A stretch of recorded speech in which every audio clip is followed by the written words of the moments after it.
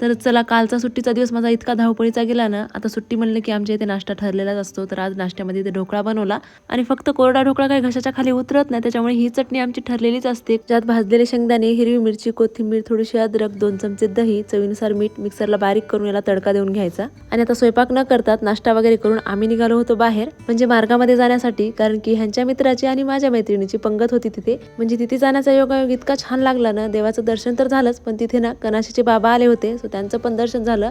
इथे त्यांचा पूजा अवसर विधी चालू होता. तर 12च्या आरतीच्या टायमाला तर आमचं काही येणं झालं नाही, 12:30ला आलो, पण ह्या सगळ्या गोष्टी आम्हाला अनुभवायला भेटल्या, बघायला भेटलं. बाबांचं छान दर्शन झालं. सगळ्यांनी बाबांना गंध अक्षता करून आशीर्वाद घेतला. त्यानंतर देवाला इथे बघ विडा अवसर करून घ्यायचा होता, ते पण मग आम्ही सगळ्यांनी केला.